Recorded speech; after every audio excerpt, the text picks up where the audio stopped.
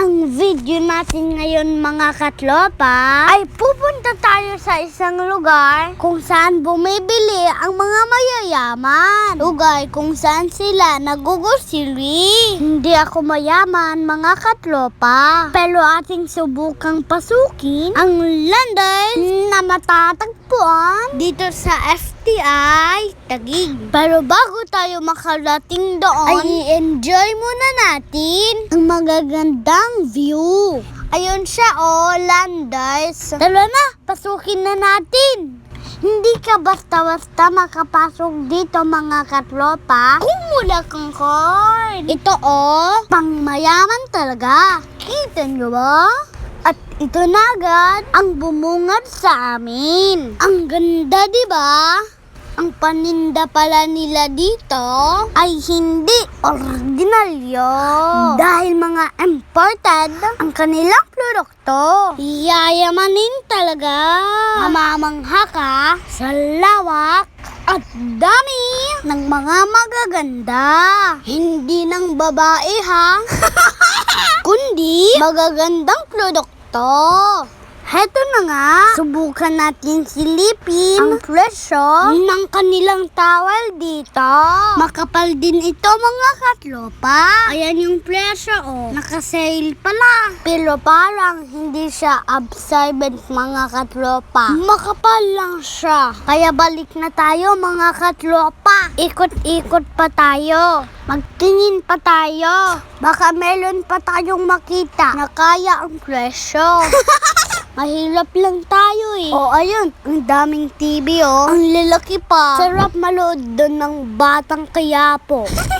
Grabe ang dami nilang produkto Ang sarap talaga dito bumili kapag marami kang pera. Ang dami pang chicheria Ito, kuha tayo nito. Masarap ito, pang pulutan. Tingnan natin kung magkano. Uy, kayang-kaya. Hindi ka lang malula dito sa presyo niya, kundi malula ka rin dito sa display nila. Tingnan nyo naman mga katlopa. Abot hanggang langit Kahit 10 footer ka pa, mapapakol a friend ka talaga. Anyway, tax nila yun mga katlopa. Dito naman tayo sa paborito ko.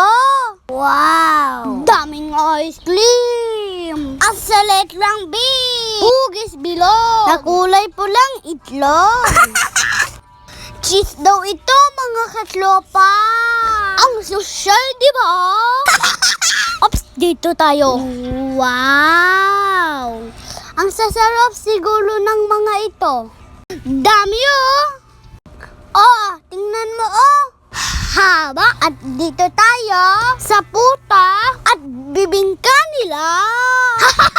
Mukhang masasarap ang kapag bit-bit kaya. At ito naman ang kanilang banyo.